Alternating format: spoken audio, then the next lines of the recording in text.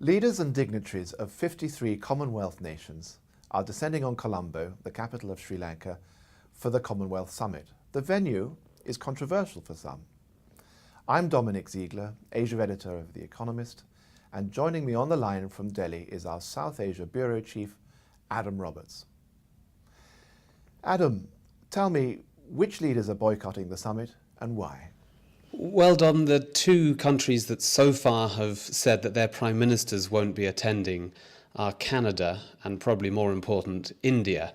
In the case of Canada, Stephen Harper says he won't go because of a difficult human rights situation inside Sri Lanka, the condition of the Tamils in the north of the country, and a general drift towards more authoritarian rule. The position of the Indian Prime Minister is slightly different. It's that there are very large numbers of Tamils in India itself who are very concerned about the human rights situation and the lot of Sri Lanka's Tamils. But he is sending his foreign minister, and India, I think, is torn somewhat between a foreign policy strategy that says get involved with your neighbours, get involved with institutions like the Commonwealth, and then domestic politics. Now, a lot of the controversy has to do with the way a very brutal civil war against a very nasty outfit, the Tamil Tigers, ended.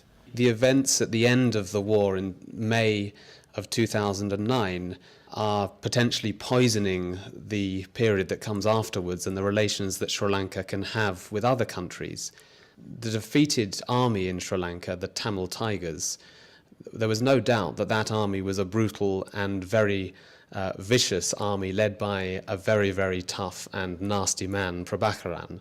And by and large, everyone in the world was pleased to see him defeated. The problem for Sri Lanka is the mounting evidence that in the process of defeating him and his army, the Sri Lankan army also got involved, what the UN has called credible signs of war crimes. Now, this, by and large, is known as the accountability problem, the fact that the Sri Lankan government will not address the concerns of Tamils and of human rights activists, the UN, donor governments, many others, who say that you have to have a proper, reasonable investigation into what happened at the end of the war if you want to see proper reconciliation. And I think it's worth pointing out, is it not, that the Sri Lanka government itself has a roadmap for reconciliation that it is not entirely pursuing?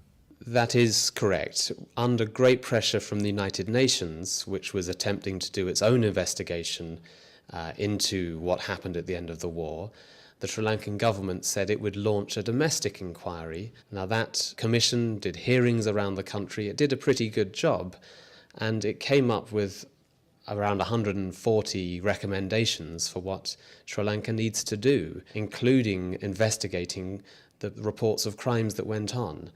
Now, talk to any independent activist in Sri Lanka, and they will say that while the government has done a few things on that list, they haven't credibly tried to do a serious investigation into the behaviour of their troops at the end of the war. Now, the story of this recent past sort of hangs like a weight over Sri Lanka, but the government of President Mahinda Rajapaksa and his several brothers who hold key positions in that government appear to be in something of a rush towards the future in terms of building new roads and railways, in terms of putting the past behind them, whether people are ready for that or not. You've been in the country recently.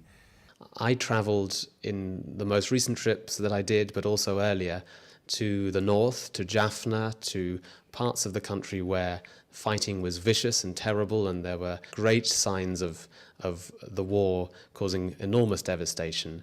And when I've gone more recently, I've seen new roads, rebuilt railway tracks, 50,000 homes built by the Indian government for Tamils who were made homeless.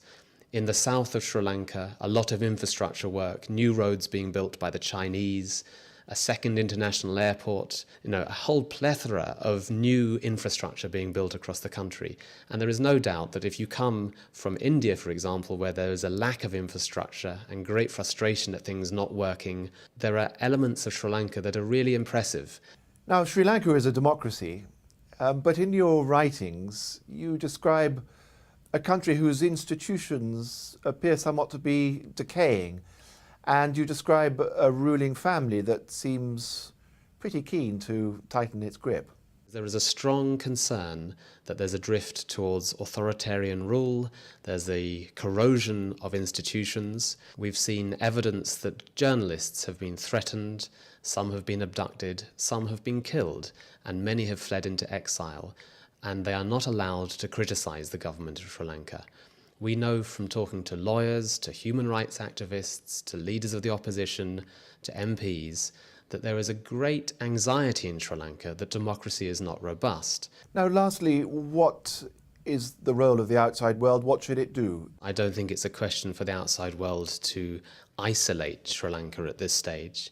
Whether or not the Commonwealth should be having its meeting in Sri Lanka is a difficult one for it to answer, because clearly Sri Lanka is not a poster boy for democracy. On the other hand, isolating Sri Lanka would probably be a mistake as well. It's when India, Japan, Western countries put pressure on the Rajapaksas to hold elections, to behave well towards journalists or towards the opposition, that we would see more restraint and more respect for democratic institutions. So I would certainly be saying the rest of the world needs to pay close attention and to engage Sri Lanka and to put pressure on it to, for example, have more elections like the ones it had just in September. Adam, thank you very much. Joining me on the line, that was Adam Roberts, our South Asia Bureau Chief in Delhi. In London, this is The Economist.